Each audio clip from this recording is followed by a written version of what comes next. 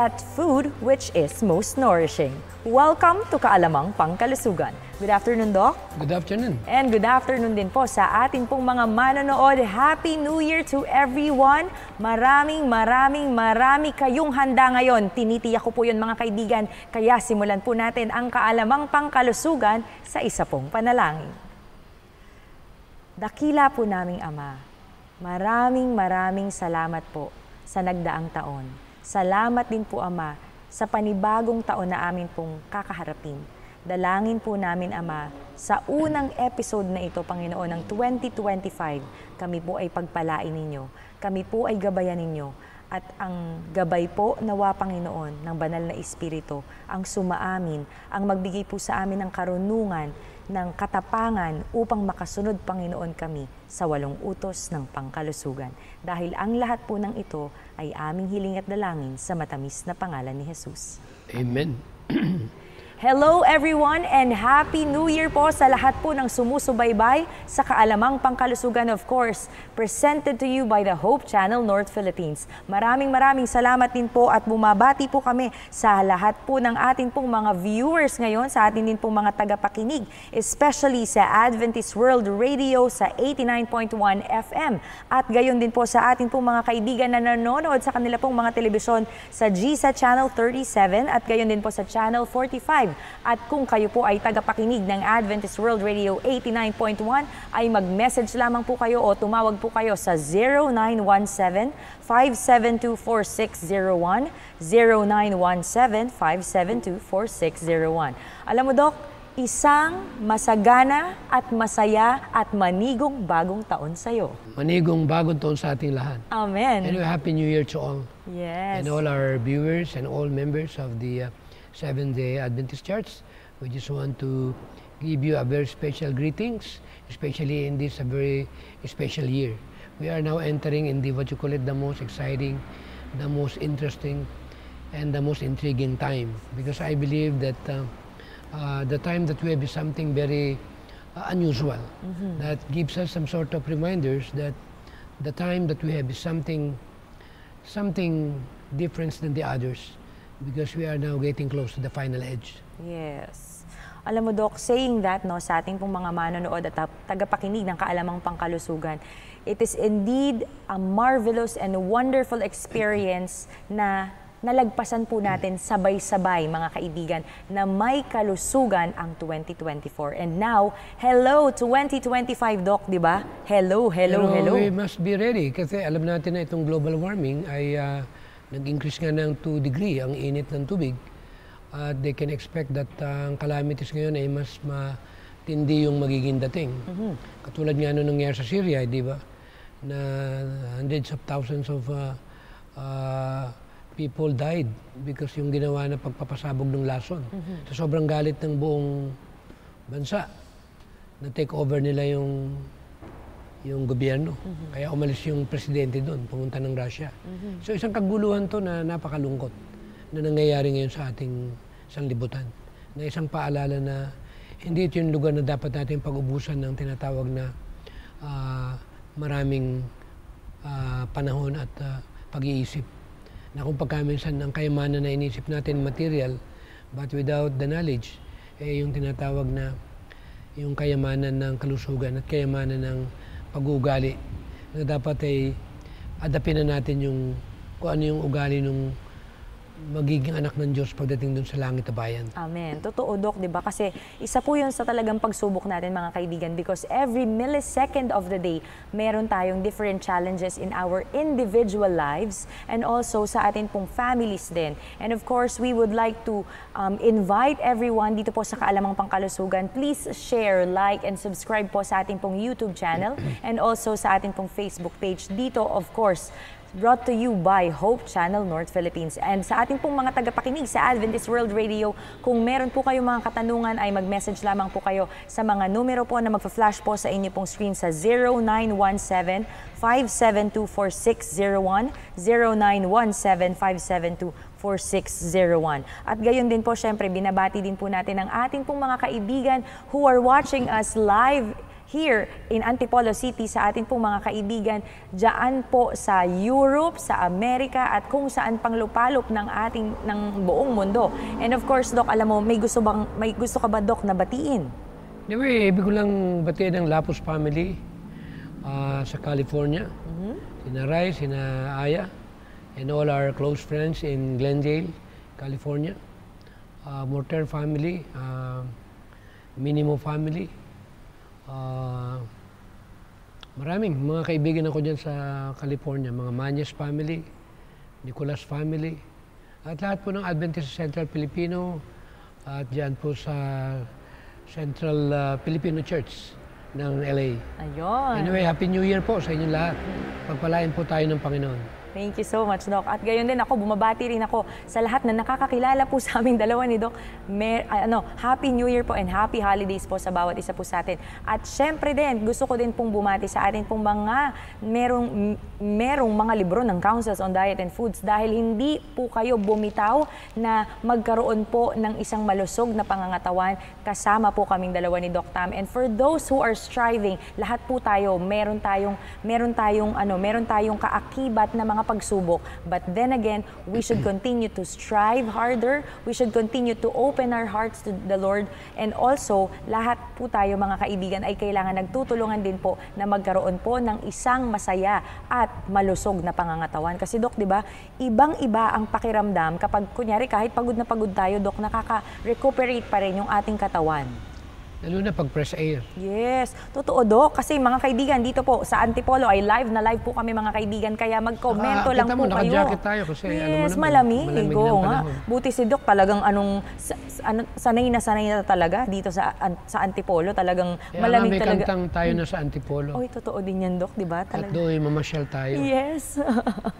Ayan, sa atin pong mga manonood, mamasyal po kayo dito sa Antipolo at sa atin pong mga kabundukan dahil talagang ibang-iba po ang simoy ng hangin, ibang-iba po ang sariwang hangin, mga kaibigan. At makakarinig ka pa ng tilaok ng manok. Totoo, kung narinig kasi alam ba po, kung bakit sila tumitilaok? Oh, bakit, Doc? Alam nila na mahal ko sila. Amen. Na hindi ko sila kinakain. Totoo din, magkakaibigan tayong lahat, di ba? Sa atin pong mga manonood. Kaya kung kayo po ay merong manok na kasama ngayon, sana po hindi nyo po sila kinakagat ngayon, mga kaibigan. Yeah, ito ang po, masama niya, ginagawang tinola.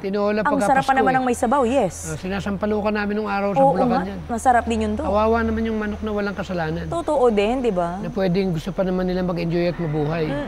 Pero gawa nung ang ating nakagisnan ay okay na kainin yan, kaya nangyari, nasasuffer yung mga hayop sa kapaligiran. Totoo yun, Doc, di ba? Sa atin pong mga manonood, again, ang atin pong topic ngayon at ang aming pong pagbati ay maligaya at manigong bagong taon po sa ating lahat. At ang topic po natin ngayon, mga kaibigan, ay let's do our best. Doc, how do you do your best? Actually, kung ano yung ibigay mo, kung ano yung lahat na makakaya mo. Ibig sabihin nun, huwag mong pabayaan na maiwanan ka sa pansitan. Kumbaga sa Tagalog. Natalo daw ng maaga pang masipag. Totoo. Kung maagap ka at aggressive ka at alam mo yung kahalagahan ng kalusugan, ay hindi mo ito basta na lamang nabibitawan. Kaya ngayong bagong taon na ito, alam ko na napakarami yung, kung pagkaminsan ay mas madami yung laman ng hospital kasi gawa nga nung yung pagkain na ating nakagisnan na hindi magiging makulay o yung tinatawag na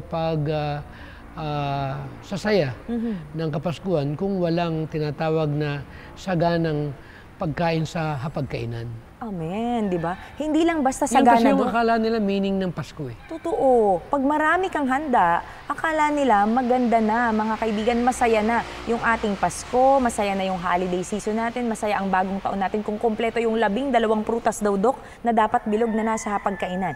Pero alam niyo po, ang pinakamasaya, mga kaibigan, wala tayo sa loob ng ospital. Di ba, Doc? Yeah, Hindi tayo nakaswero.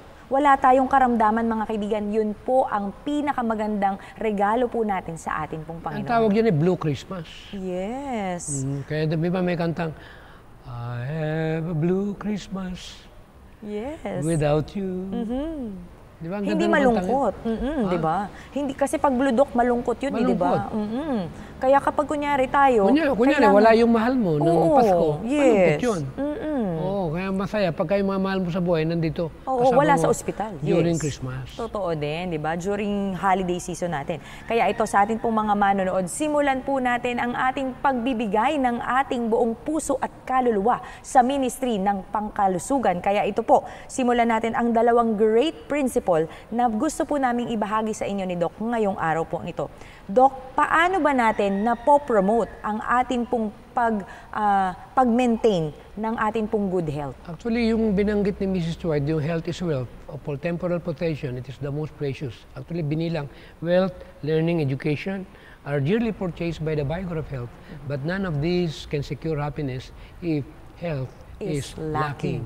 And it is a terrible sin to abuse health that God has given us. And such abuses might enfeeble us even for life, even if we gain such any amount of education. Yes. Naalala ko pa ang quotation ni Mrs. White. Yes, Doc, and that is memory. Kasi talaga nga naman, alam niyo po si Doc. Anti-Alzheimer yan. Yes, kapag tayo nagbabasa mga kaibigan, every day, kung tayo ay religious na nagbabasa po mga kaibigan, ay makakatulong po yun sa atin pong memory at wala tayong maghihiga. Kung di ko nagkakamali, sa youth instructor, May 31, 1894, binanggit doon, yung tinatawag na reform in diet would be a saving of expense and labor.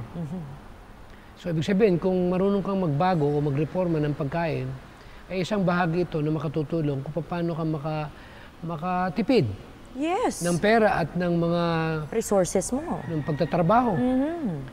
Na isang bahagi na talagang napakalaking tulong sa tao. Yes. Kaya nga napaka-importante na malaman natin ang kahalagahan ng pagkain.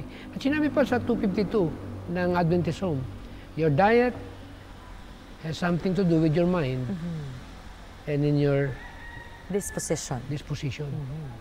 Di ba, Doc? So ngayon, di ba pinag-aaralan natin yung will sa prefrontal cortex? Yung bahagi na kung paano mo itatama yung disposition mo.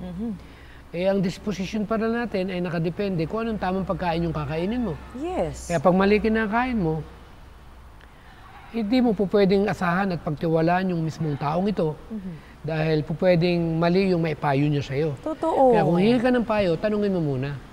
Hindi ba binasa natin doon sa page 42 ng Healthful Living na yung kumakain doon ng flesh food, pag nagkasakit, ay nagkakaroon ng tinatawag na brain disorder. Yes.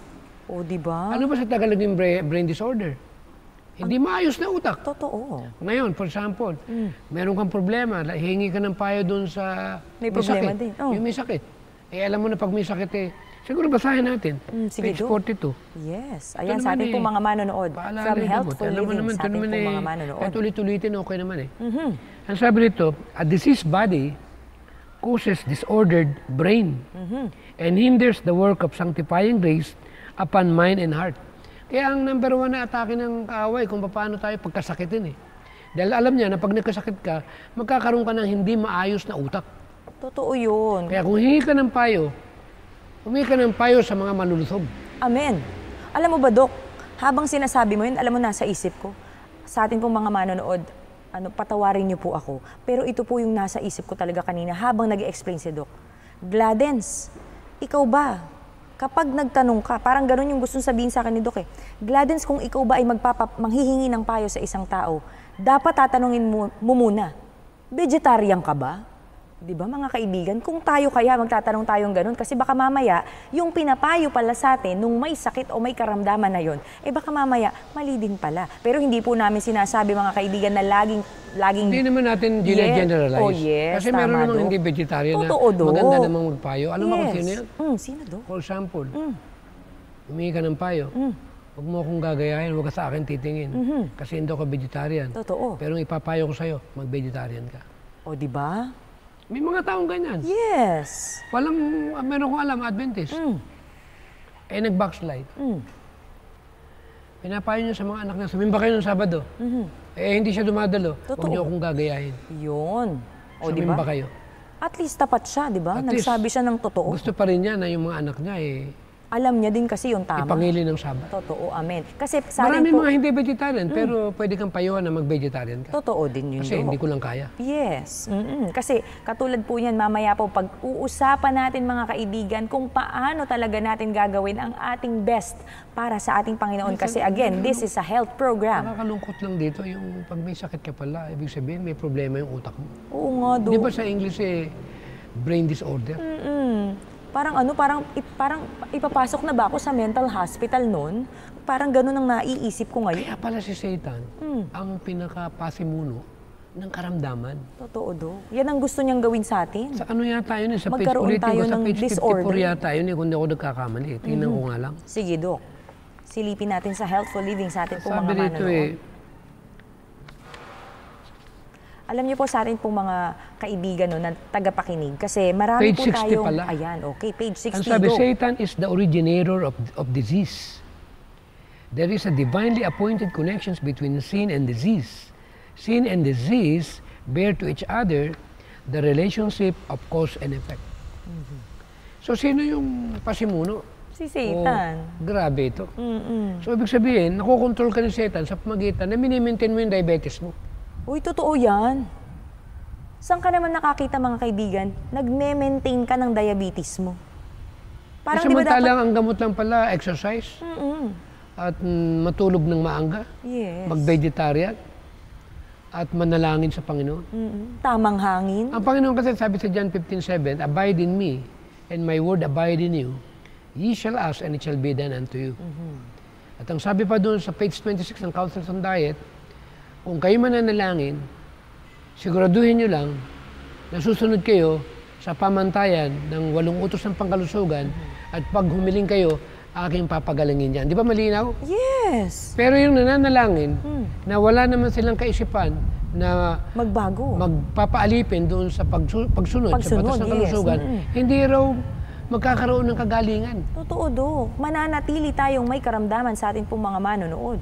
Kaya, Dok, talagang iba kapag meron tayong pagpe-preserve ng ating kalusugan ayon po sa 395 Ayaw naman natin ulit-ulitin yung mga episode natin. Alam naman Yes. natin yung mga amino acid Totoo, at kung Dok. anong mga nutrients and Vitamins. vitamins and minerals yung kailangan ng may mga diabetes.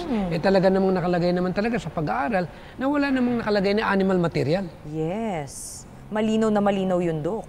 Kasi Do yung not mga hayop, subsist on kasi yung mga hayop ano flesh-dead yun animals. may mga tumor yan Kaya napakahalaga na mapag-aralan natin yan kasi hindi masyadong nabibigyan ng tuon. Totoo din yan, Dok. And also, no, sa atin po mga manonood, ayon po sa 353 ng Councils on Diet and Foods, ang nakasulat po doon ay ang atin pong pangbungad na bati sa bawat isa po sa atin. At yun po ang eat that food which is most nourishing. Ibig sabihin pala, kailangan natin na kainin or kumain tayo ng mga pagkain na talagang merong kapakinabangan sa atin pong katawan. And most especially sa atin pong mga manonood ngayon, kung kayo po ay nakapaghanda ng matamis, ng maalat, ng malasa, ng mamantika, ng minantikaan or ng mamantika. At gayon din po yung iba po pong mga may preservatives na mga pagkain natin. Ako, Dok, pag minsan nagugutom na ako, lalo na kapag may handaan na ganito.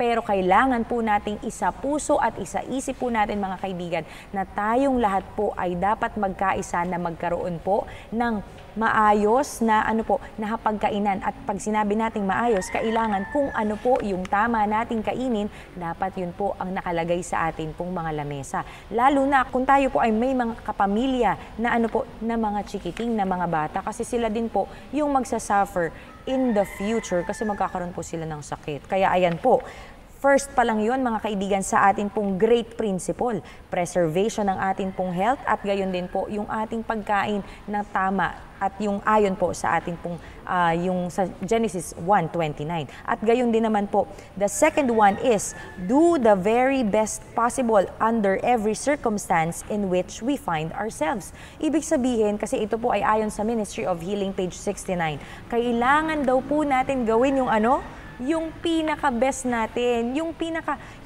kumbaga, yung sukdulan na dapat nating magawa para sa Panginoon. Yung kayang-kaya nating magawa para sa Panginoon. Hindi yung putyo-putyo lang, hindi yung tira-tira na lang tayo mga kaibigan sa atin pong Panginoon. Lalo na sa ministry natin, di ba Dok? Pag minsan, di ba, napakahirap sa atin pong mga manonood at mga tagapakinig na tayo po bilang isang Kristiyano, bilang sumusunod sa Kanya, kailangan po natin gawin ang ating pong mga gampanin upang tayo po ay makasunod at makapagbigay po ng glory sa Kanya. Ito naman sa ating pong mga manonood kasi may mga bagay po sa buhay po natin, lalo na sa atin po ngayon, bagong taon, iniisip natin ano kaya yung tama nating gawin para magsimula. Para magsimula, Dok, may katanungan ako. Paano mo sisimulan? Kasi vegetarian ka na, Dok. Vegan ka na sa ating pong mga manonood. Ito rin po ay katanungan ko po sa inyo. At magkomento po kayo kung ano po yung inyo pong kasagutan dito sa tanong ko.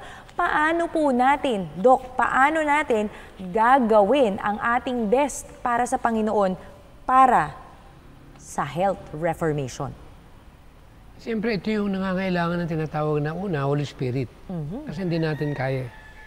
Kasi pag tayo ay ginawa natin sa sarili nating kalakasan, ay hindi natin basta po pwedeng ma-overcome. Kasi appetite is one of the most difficult one. Totoo, Dok. Hindi madali yan. Yes. Una yun. Ang pangalawa, malaman mo muna yung value ng iyong katawan. At kung maintindihan mo na yan ay ikaw yung pinagtiwalaan at ang nagmimiyari, hindi ikaw, doon mo bibigyan ng tuon o isip na dapat ko itong pagyamanin at pahalagahan dahil ito'y regalo na nag-iisa na dapat kong pahalagahan sa aking buhay. Amen.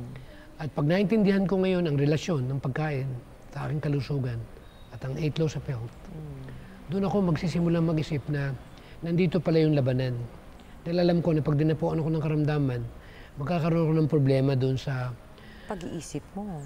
Di ba ang decision mo ang magde-determine kung ano yung kinabukasan mo? Kaya pag namali ka ng decision, epektado. Yes. Kung ano yung magiging buhay mo in the magiging future. buhay mo in the future.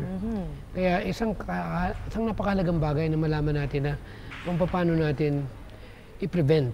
Kaya itong number 1 na ministeryo ni Ellen G. White, tinuturo talaga yung prevention ng disease. Na ang prevention ay yung kung alam mong masama, tigilan mo. huwag mong gawin. Huwag mong kainin. Totoo, Dok. Wala namang ibang gamot eh. Kahit sabihin mong gamutin ka temporarily. Temporary lang yun. Mararamdaman mo pa rin ang karamdaman. Babalik eh. Yes. Kaya sayang lang yung ginastos mo. Totoo, Dok. Kaya ang pinakamahalaga talaga ay maging converted tayo. Amen. Alam mo ang taong converted sa kalusugan, Ano, Dok? may makikitang resulta. Totoo yan. Nagagawin nila lahat para ingatan ang kanilang katawan. Yes. Ito yung kung tawag ni settle o nakaukit sa puso mo. For example, merong adobong manok dyan. Sa tingin mo ba, pag hinihain sa'yo, titikman mo pa yan? Hindi, Dok. Bakit? Kasi alam ko na kung anong magiging Saka resulta. settled ka eh. Totoo. Na-overcome mo na eh, kaya mo na eh. Yes. Yun yung tinatawag na hindi ka pwedeng galawin. Parang si Daniel, settled dun sa vegetarian. Papakainin ba naman ng karne? Hindi. Tinayuan ba naman? Mga kabataan ito ha. Nanindigan talaga sila. Talaga nanindigan sila. Kaya doon na ipakita nila yung liwanag. Kaya nangyari na hikayat itong eunuch. Totoo. At sinabi nila na test ninyo ang aming katalinuhan, ang wisdom. Nakita nila 10 times. Kaya yung mga vegetarian, 10 times ang pangunawa niyan. Totoo yan, Hindi diba? naman yung talino. Kasi merong matalino sa math. Oo nga. Merong matalino sa cellphone. O paano, ako bobo dyan eh. Hindi yun ang katalinuhan na binabanggit sa Biblia. Ang tunay na katalinuhan, wisdom, yung katotohanan na na-overcome mo. Totoo. Yung binigyan ka ng liwanag, ay alam mong hindi maganda, napagtagumpayan mo. Yun yung tunay na katalinuhan sa banal na kasulatan. Amen. Masanay ka nga na magmemorya ng history. Kung kumain ka naman ng baboy. Ay. Naku. Wala Diba? din. Hindi doon. Ang pinag-usapan dito kung paano mo kukontrolin. Alam mo ba yung doon na matalinong tao, yung kaya mong kontrolin yung sarili mo. Yes, yung may disiplina ka. Kasi may human nature tayo eh. Totoo, Dok. Labanan ito eh. Yes. Pag ang isang tao kaya mong kontrolin yung galit mo at kaya mong kontrolin yung kahinaan mo, ito rin yung pinamakapangyarihang tao sa balat ng mundo. Amen. Hindi yung komo ikaw nakapwesto, nagkaroon ka ng posisyon. Hindi ka pangyarihan yan kung hindi mo kayang kontrolin yung emosyon mo. Totoo yun, Dok. Kaya the best way to control your emotion. Yes. Dahil yung emosyon na yan, kung minsan hindi naman pwedeng i-depende natin dyan yung ating decision sa buhay. Totoo, Dok. Alam mo, saying that, Dok, no, sa atin pong mga manonood. Dadaan talaga sa intellectual reason and judgment. Yes, kailangan may prinsipyo tayo mga kaibigan. Even sa messages to young people po, yun po ang nakalagay. Pure affection is not a feeling. It is a principle.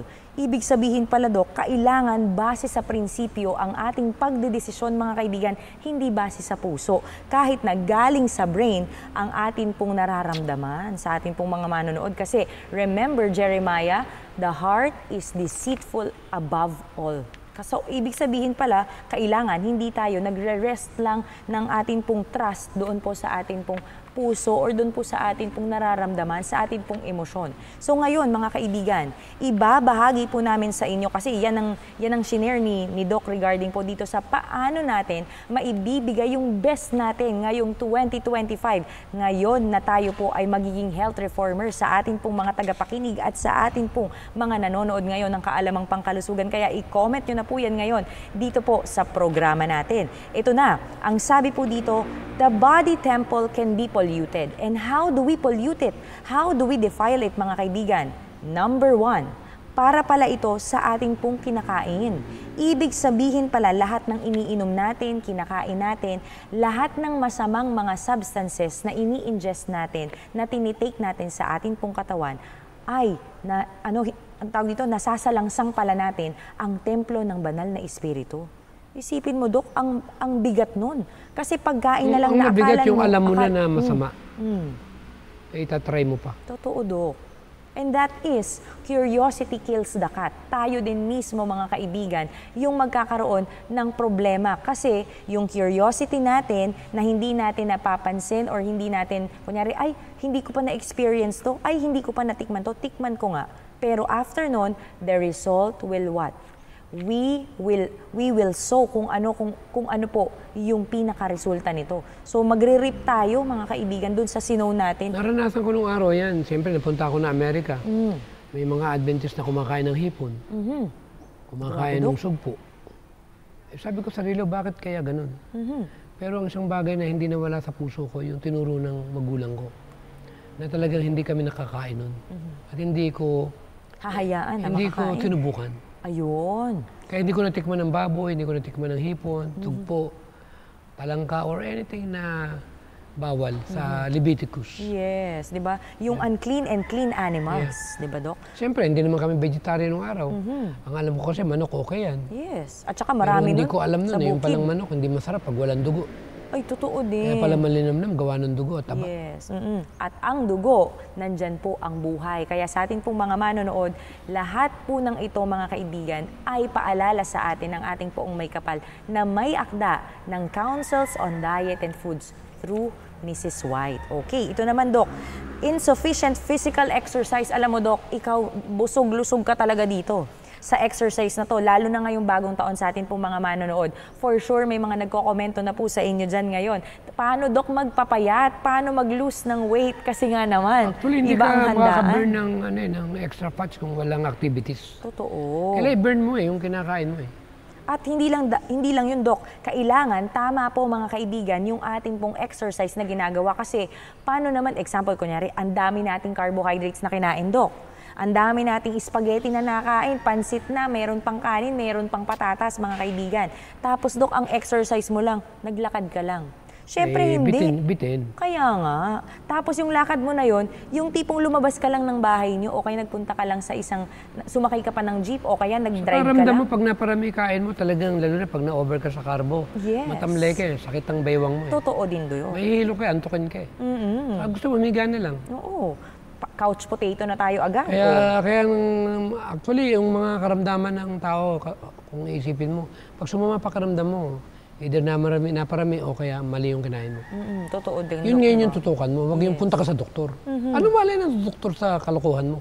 Totoo din, di ba? Di ba? Eh, paano kung niloko din natin yung doktor na kausap yung word natin? na salbahe, salbahe tayo kuminsan eh. Yes. Sinasalbahe mo yung katawan mo. Iyo yan eh, bakit mo masyadong bubusugin? Yes. At alam mo, Dok, Hinay-hinay. totoo din. Pero madaling sabihin yan, pero pag nakaharap ka na, hindi Mahirap. birong labanan yan. Yes. At alam mo, ang pinakamahirap kalaban sa lahat, Dok, sa atin pong mga manonood, yung sarili po natin. Because napakabigat nito. Yes, we can lie to Ito ourselves. yung pinakamabigat sa mga vegetarian. Ano, Dok? Siyempre, umamin tayo. Na-overeat, kunyari ako. Eh, tinanong ko, ba't ka na-overeat? Ano bang ulam mo? Ang mabigat nito, pagtatawanan ako, kalbos lang ng kamote. Ang sakit nun. Saka meron konting toyo at saka yung sampalok na sausawan. Oo, naku, ang sarap nun, Dok. Tapos meron lang konting nilagang talong at okra. Oo nga. Na-overeat ako. Oo. Grabe ka, na-overeat ka dyan. Eh, ganun kasarap kumain ng mga vegetarian. Amen. Totoo, Dok. Naku, namiss ko tuloy yung talbos ng kamote sa atin pong mga manonood. Alam niyo po, kahit po... Masarap yun yung holiday- bagong Hango. steam pa lang, yung Yes. bagong hango. Oo. Yung medyo nausok ko ng konti. Totoo, Dok. Tapos nakakamay ka, gumaganon-ganon pa yung kamay mo, di ba? At yung okra, maganda dyan yung mainit-init pa. Yes. Yung kahahango lang. Yes. Talagang ramdam mo yung init niya. Oo, Dok. Di ba? Napapasuka ka pa ng konti pag Eh, ginawa ka mo. napakasustansya ito sa katawan. Amen. Di ba, Dok? Iba yung feeling na ganyan. Ito pa, nakakadalawa pa lang tayo mga kaibigan. Pagkain natin, yung ating pong exercise, ito naman, Dok. Nasa New Start ito, mga kaibigan. Overwork. Ibig sabihin, yung rest natin sa New Start ang atin pong nasasagasaan. Dok, sa Testimonies for the Church, Volume 1 po, nakasulat po ito. Ang nakalagay dito, even sa letter 85, sabi dito sa May 10, 1888, sabi niyan, I know from the testimonies given me from time to time for brain workers that sleep is worth far more before than after midnight, and 2 hours good sleep before 12 o'clock is worth more than 4 hours after 12 o'clock. Ibig sabihin, kasi Dok, di ba pinag-aralan natin, kailangan may rest at may repair ang ating pong lungs, and that is 9 to 11 p.m. So, ibig sabihin pala, Dok, itong ating pagpapahinga, yung ating pagtulog, mga kaibigan, mamamatay talaga tayo ng hulugan dito. Bakit kamo? Kasi yung 12 o'clock, tapos yung past 12, o kaya yung 12 o'clock na mismo, na dun ka palang natulog, ay talagang, nasasaktan Kaya mo na yung violations sarili yan mo. Sa 8 laws of health yung nagpupuyat. Totoo, Dok. Nakaramihan ng nasa city, meron kasing tinatawag na white sound. Na hindi alam ng iba. May certain ingay, for example, ingay ng bumbero, ingay ng ambulansya, ingay ng sasakyan. Bagaman tulog ka, hindi maabot ng yung subconsciousness mo, yung tinatawag na deep sleep kung tawag. May rhyme kasi yun. Yes. May certain level yun. Kaya iba yung nasa country ka, ang madidinig mo yung mga, ano tawag dito, yung tunog ng hangin. Yes. At yung mga... Yung huni ng ibon. Yung huni ng ibon.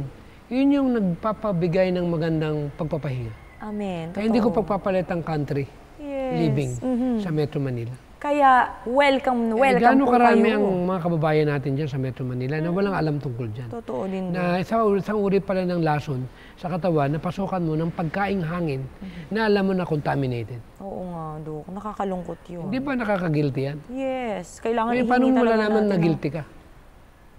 Paano malalaman kung guilty ka? Eh, Dok, doon pa lang sa hangin na kung alam mong nakatira ka na sa syudad, eh alam mo na talagang guilty ka at nagkakasala Ang ka. totoong guilty, Ano, Dok? gumagawa ng paraan para umalis. Totoo, Dok. Pero pag hindi ka makaalis at hindi ka na umaalis, hindi naman guilty na tawag doon. Anong tawag doon, Dok? Wala nang magawa. Tinanggap na.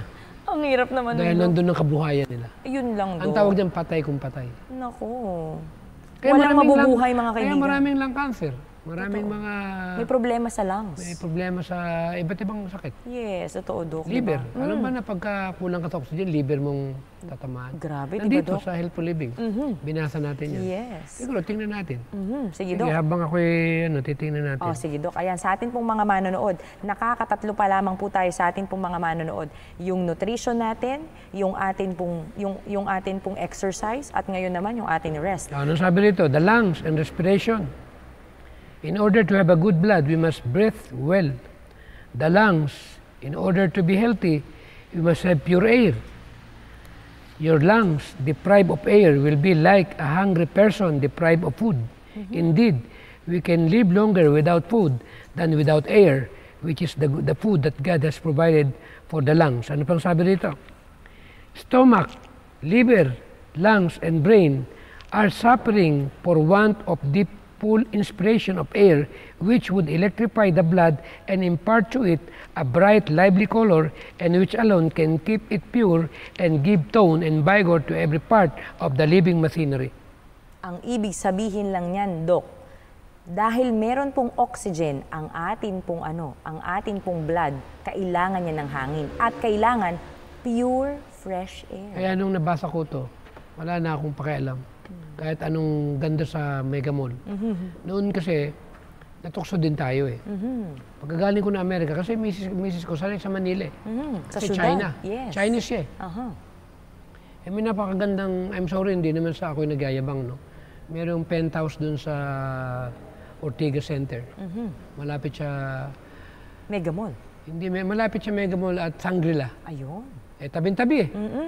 Isipin mo, sa tuktok, pinakatuktok kami. 350 square meter. Ang laki, 2-story. Kaya nung dumating ang miss ko, para ma-attract ko lang na umuwi ng Pilipinas, dahil nauna ako sa kanya, lakas loob kong binili. Parang regalo ko sa kanya, umuwi lang ng Pilipinas.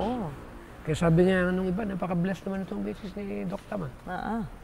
Pero nung nabasa ko to, sabi ko, Goodbye Penthouse. Goodbye Penthouse. Tinanggal ko. Goodbye Penthouse sa ating pong mga Noong araw yun. manonood. At hello ayun, Antipolo. Dinala ko rito sa Antipolo. Amen. Mas Kasi maganda naman. Nakatira ka nga sa Manila. Maganda nga tira mo. Eh, siyempre, mainit. Mag-aircon ka. Yes. Eh, nalaman kung aircon ni positive ion na naging cause ng acidity ng ating katawan. Buong katawan. Totoo, which include ang brain. Yes. Kaya pag kayo acid ang utak mo, acid ang lahat ng parts ng katawan mo, acid din ang isip mo. Totoo. Kaya magiging mainitin ang ulo mo. Kaya sa Metro Manila, iingat kayo sa pagdadrive dyan. Wala sa normal yung mga nasa kapaligiran. Totoo din. Mainit ang ulo niyan. Yes. Kaya kailangan pagpasensyahan mo. Dahil walang oxygen ang sasakyan. Tama. Di ba, Dok? Kaya pag nagdadrive ako, sabi ko, iniiwasan ko talaga yung madalas ang punta dyan eh. Kasi nagigilty ako eh. Totoo, Dok. Pasensyahan, wala akong pinatatamaan dito ha.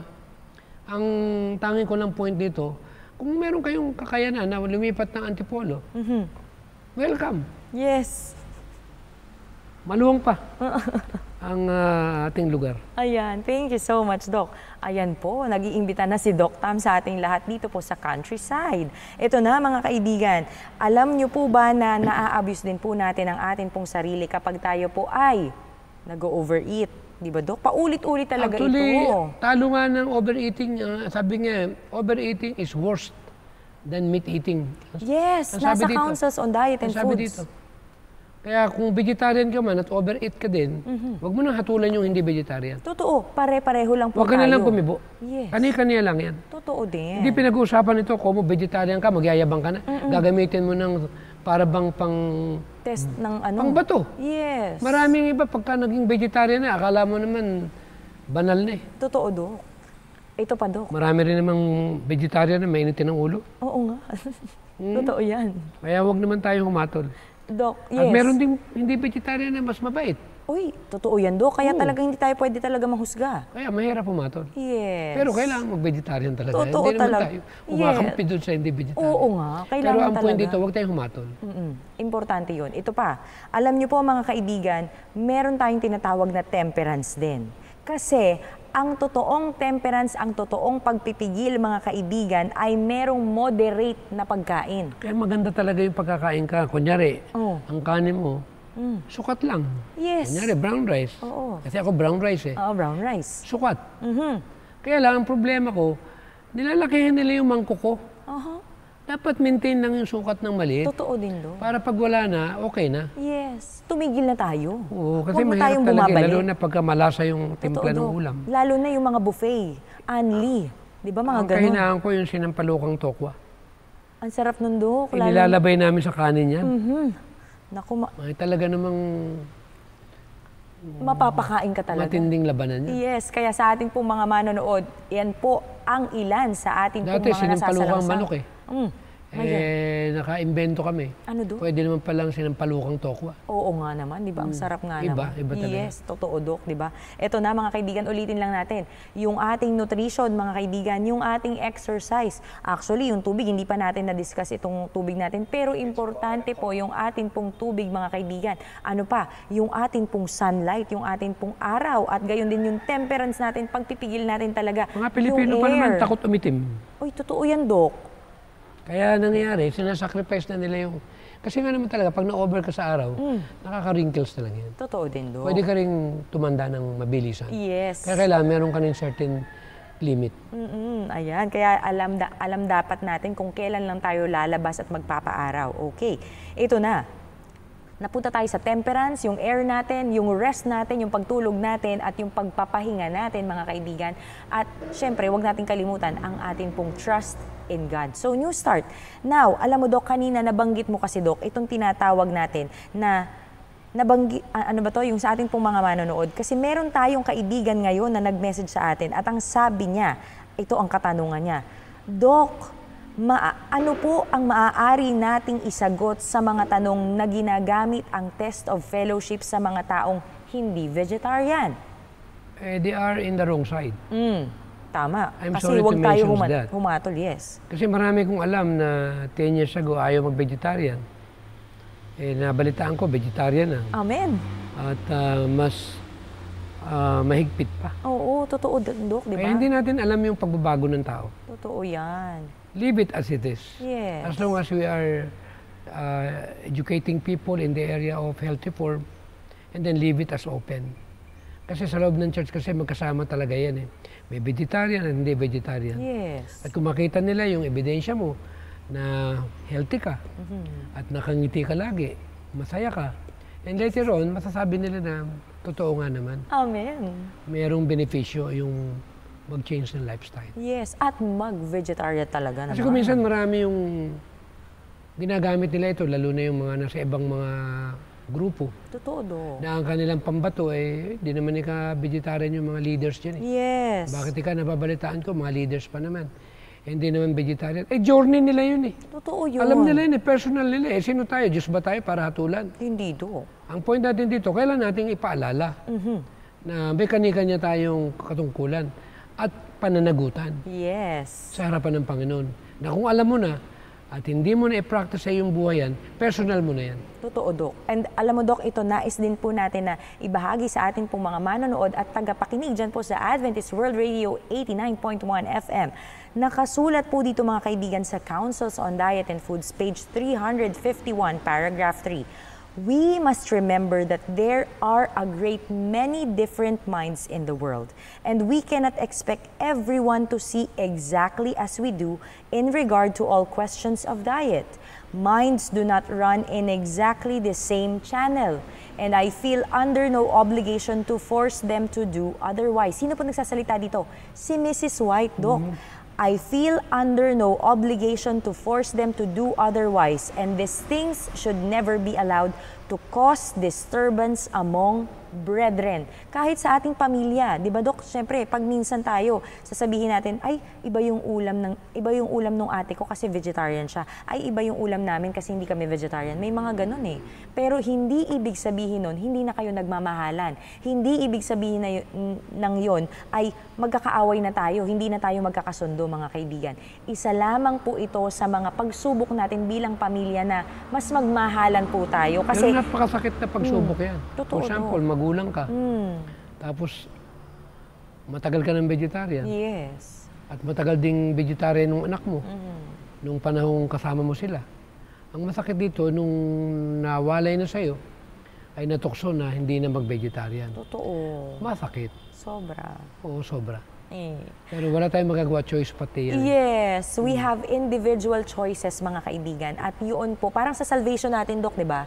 Salvation is individual, mga kaibigan. So as being a vegetarian or vegan. Kaya ituloy natin. Salamat po sa nagtanong na ito kasi talaga nga namang mainit ang usapin na yan, lalo na nitong mga, yung mga past episodes natin, yung mga last episodes po natin last year mga kaibigan. Kaya inyo pong balik-balikan at magtulungan po tayo mga kaibigan na tayo po ay magkaroon ng health reformation sa atin pong lugar at sa atin pong environment. Ito naman, Dok, sabi dito ni sister or ni Brother Mil Cabo, sabi niya, Dok, inuubo po ako ngayon. Naku, uso talaga, Dok, di ba? Kasi malamig ang klima natin.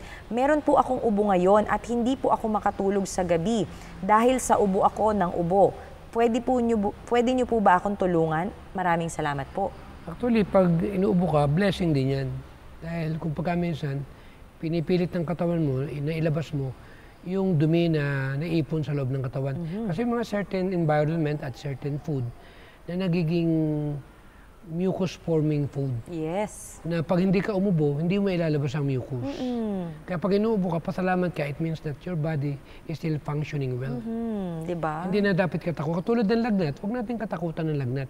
Kasi ginagawa ng katawan, pinataas ang temperatura para tulungan na mamatay yung bakterya. Yun yung yun yung At kung pagre-repair. pipigilan mo, at iinom ka, nung tinatawag na para Huminto lang yung ubo mo, eh ang mangyari, paano mo mailalabas yung dapat maruming ilabas. dapat lumabas sa katawan mo. Oo, tama. Kaya pag ikaw may ubo, uminom ka ng maraming tubig, mag-take ka ng kalamansi, mag-steam ka, para lumuwag siya. Yes. Para mabilis lumabas. At ang gamot sa ubo, at talagang kumasidi na talaga, at barado yung baga mo, yung sipon mo, huwag kang kakain. Fasting. Ayun, totoo, di ba? And also, Doc, no, gusto ko lang dagdagan yung sinabi ni Doc, huwag tayong uminom ng gatas. Kasi nagiging sipon. Yes, sa atin po mga manonood. Alam nyo, ito na. Sabi naman ni Brother Ricky Cagyat, sabi niya, Doc, Doc, meron ditong question. Ito na, sabi niya, Doc, sa inyong pagre-reforma, naliligo at nagluluto pa ba kayo sa araw ng Sabat? Sa tagal ko po kasing panonood sa inyong programa, hindi ko pa napakinggan ang stand niyo po. Nawa po masagot niyo po ito. Igagalang ko naman po ang inyo pong stand. Malinaw naman sa Spirit of Prophecy na kung kaya mong i-prepare. Yes. Kaya nga may payo pa nga na kung magagawa natin na kumain ng para hindi ka na mahirapan, katulad ng saging, ng papaya, ng pinya, o ng nilagang kamote na luto na, mas maganda kasi makapagko-concentrate ka. At kung kaya naman natin mag-fasting ng araw ng Sabat, kasi napag-aralan ko rin yung once a week na hindi ka kakain ng once a week, eh the best pala ito sa pagpapalakas ng human growth hormone. Ayun, o diba? Iba yung... Sipin mo kaya pala tayo pinahinga ng isang araw sa isang linggo, ang human growth hormone pala natin ay lalong nare-revive. Kaya ready ka to go for another 6 days. Yes. Kaya hindi po pwede yung 6 na araw na magtatrabaho ka, pinapagod mo yung utak mo at katawan mo na nakadesensyo ito sa pagkalalang sa tao na 6 na araw magtrabaho ka, sa ikapito, ipahinga mo. Para ang katawan mo naman ay ready na uli sa panibagong araw na gagampanan mo. Yes, amen. Thank you so much, Doc. Alam nyo, ang gandang Pero talagang mas maganda na hindi tayo makapagluto ng Sabat. Yes. Pero kung may mga kapatid tayo nagluluto ng Sabat for emergency o nag-iinit, ay payuhan natin. Totoo, Doc, di ba? Ayan, we hope na nasagot po ang inyo pong curiosity si Brother Ricky. Ito naman. Malinaw naman sa Testimony Volume 6 at na marami tayong mababasa kahit sa Israelites nung una, talagang pinaiiwasan talaga yan. Ayan. At ista naman ang ating iglesia yan. Ay meron, kung may mga kainaan, nagluluto ng Sabado, personal. Okay, totoo din, di ba? Mahirap. Kakayatin natin sila. Yes. Pero yung aalis ka sa iglesia, como yung mga nakikita mo, ay kakaiba. Eh binanggit ko sa last day events kung ikaw papasok sa iglesia, at ang iisipin mo, at aasahan mo, ang lahat ng bagay na makikita mo yung maganda, ang sagot doon, nagkakamali ka. Totoo. Maraming problema, yun ang sabi doon. At may evil pa raw. Yun yung tunay na iglesia. Totoo, Doc. Pero huwag kayo mag-alala. Darating ang time. Amen. Ako ang bahala sa kanila. Amen, di ba? So hindi ko trabaho yung ayusin yung problema nila. Totoo. Ang trabaho ko, pakita ko yung halimbawa ko. At makilala ko sa Panginoong ito sa puso ko. Yes, totoo. At makita nila yung kaibahan kung anong ugali ang kailangan para dumami yung lumakas sa loob ng iglesyang ito. Ayan, thank you Kaya so kung much, maghahanap Doc. tayo ng perfect ang iglesia, as of now, wala pa. Totoo, wala talaga mga kaibigan. Kasi as of now, nasa church militant pa tayo. At pagdating ng Sunday lang, magkakaalaman kung sino yung totoo. Totoo yun, di ba? Ngayon, meron tinatawag na nangyayari. Di ba sabi nga sa Parable of the 10 Virgins, merong pulis Yes. at merong wise. Pare-parehas dumadalo ng Sabado yan. Pero hindi natin alam, di ba, merong dumadalo. Yes. Minsan, last cheese na. Tapos ng Sabbath school. Totoo. Meron naman, pagkatapos ng second service, uwian na. Totoo din. Hindi na babalik ng AY. Sa tingin ko, baka ito yung delikado. Oo nga, di ba? Thank you so much. Di ba? Pero hindi mo pa rin pwedeng hatulan. Totoo din, Dok. Paano kung magsisi bigla? Yes. Hindi natin alam ang relationship ng bawat isa sa ating Panginoon. Anyway, tanggalan natin yung judgment kasi marami naging judgmental eh. Totoo Pag hindi ka yan. nag-vegetarian, tingin agad nila, hindi ligtas eh. Oo nga. Mahirap yun. Yes. Ayan, Hindi sa ating tayo pong ganun. mga manonood. Ang point natin dito, magmahalan. Yes. At kung ano yung tama, pag-aralan. Totoo. At kung Mag-akayan tama, tayo. at hindi mo sinunod, personal mo na yan. Totoo yun. Ayan, thank you so much sa atin pong magtanong, Brother Ricky. Ito naman, naku, Dok, baka pagalitan mo na to kasi talagang makulit talaga si Renilda Enteria, sabi niya. Dok, magkano po ang kalahating kilo ng olive oil? Naku, paano kaya yung kalahating kilo? Hindi ako bumibili ng kilo, binibili ko per bote. Kaya nga na, gramo ang kaibigan. Hindi ko alam yan. Kanya-kanya na yan. Maghanap kayo ng kung ano man yung makita nyo na mga cold press na yan. Pero kailangan cold press. Yes, cold press or At huwag kayong maghanap ng pressed. mura kasi mahirap. Matapat na murang-mura naman. Totoo din Yung yan. pala, No? saturated din yung olive oil na nainom ninyo. Yes. Ay, delikado pa rin yan. Oo Baka nga. instead na gumanda yung blood pressure mo, ay magka-problema pa. Totoo Masisi din. pa tayo. Oo nga. Eh, pati ka ako, sinabi ni Doc Tam, Kaya nga. gumamit ako ng olive oil. Yes. Isang kutsara bago matulog. Yung Ito palang olive nangyari. oil na nabili. Hindi cold press. Nabilad. Totoo din. Mainit, di ba? Aba, pag nabilad ang olive oil, saturated yan. Totoo. Rancid, Iba na- ang tawag. Yes. Parang coconut. Ang samang mabilad. O mailagay mo sa isang mainit na lugar. Kailangan dyan, nasa tamang temperatura. Dapat hindi dumaan sa init. Ayan, yeah. sa atin pong mga manonood. Ito naman, Doc. Doc, dahil po sa mga kinain ko, lumaki po yung tiyan ko. Paano po magpaliit ng tiyan? Ay di, huwag mo damihan ng pagkain mo. Hinay-hinay. Ay, Doc, nakakain na nga siya kasi nga maraming ang handaan. Ay, pag nakakain na, maghihintay ka naman 24 hours bago lumiit yan kasi talagang mag-i-stay dyan yan. Paano kapag yung medyo talagang malaki na, tapos kailangan niya talaga magbawas ng weight? Kasi ang kailangan tagal niya ng holiday mag-take ng purong lemon. Ayun, lemon. Mga Tapos, kalahating tasa. kalahating Lagyan mo ng tasa. garlic. Okay, tapos. Para mabilis na ma-burn siya. Okay, and then? Tapos maglakad ka after 10 minutes na Pag-inom. magkakain nila. Oh, okay. di ba? Maglakad. At talagang hindi naman maganda talaga yung maparami yung o mapadami yung pagkain na kakainin natin. Okay, ayan. Sa atin pong mga manonood, ito na. Kung meron po kayo mga katanungan, meron din po kaming kasagutan. Kaya isend nyo na po yan sa 0917-572-4601, 0917-572-4601 o mag-comment po kayo dito po sa Kaalamang Pangkalusugan dahil amin po yung sasagutin dito po sa Hope Channel North Philippines. Nako, kinakabahan tuloy ako sa mga katanungan ngayon kasi talagang ang daming... Happy New Year sa lahat ng ating mga kababayan. Yes, Happy New Year po. Nandito na tayo sa tinatawag na pinali na kung tawagan ni Claire, getting close to the final events. Yes. So ang aking tanging ipapaabot sa ating mga kapatiran at sa lahat ng ating mga kababayan, let's do it together.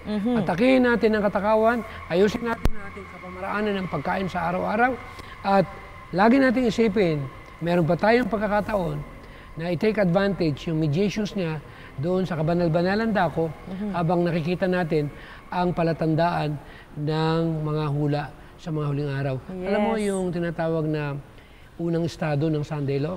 Alam naman natin na sa closing work sa Revelation 13, Revelation 17, magkakaroon ng one world religion at magkakaroon ng kahirapan kung paano bumili at magbili at sangayon nga dito sa na pagkasunduan na para daw po iwasan ng polusyon at maisave ang Mother Earth, ay kailangang pahintuin ng mga sasakyan. Nangyayari na ngayon. Grabe no, Doc. Pero kay Mrs. White, hindi ito mapipix ang Earth. Jesus will take over. Yes. Jesus will come. Kasi hindi tayo pwedeng, dito. walang tao na pwedeng pumunta sa ozone layer para ayusin yung filtration system. Totoo yun, Doc. Di ba? Kaya ito na, sa atin pong mga manonood, ang Kung dami binabanggit talaga. ito, kasi yung parable of the 10 virgins, sa pagdating ng Sunday Law, determina kung sino yung foolish at saka wise. Yes. At kung foolish ka, close of probation na. Totoo. Ang tanong, ang tatanggap ng huling ulan, yung nakadevelop ng karakter ng Panginoong Jesucristo. Amen. At yun ang panalangin ng Kaya bawat ako'y, isa sa po totoo lang, sa amin. Nandito ako, struggle ako ngayon.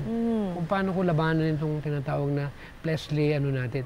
Yung tendency to commit Yes, yung mga sin. weaknesses, totoo yan. Di ba, Doc, sabi nga may kantang time of the end is fast fulfilling, soon Jesus will return. He will bring to an end all sin and woe, and will take His children home. Are you gladly telling others, Jesus saves, Jesus saves, yeah. Are you willing? Ayun na. Ayun na. Ang Oo nga, point Dok. natin. Kasi medyo bumaba yung tono mo kaysa sa akin. Oo nga, Dok, kasi baka nawawalan medyo na ako ng mapahiya boses, tayo. kaya nga, But Dok, anyway, ito na nga, Dok. kitang-kita ko na tatapusin ng Panginoon ng kasalanan. Kaya, totoo Kaya yun, para Dok. hindi tayo madamay sa parusa ng kasalanan, Yes. tanggalin ang kasalanan sa ating buhay. At ang isang kasalanan ay ang karamdaman. Amen.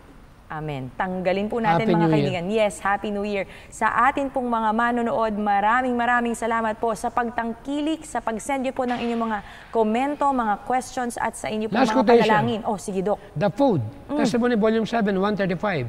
The food that God gave to Adam and Eve is the best food to reach sinless state.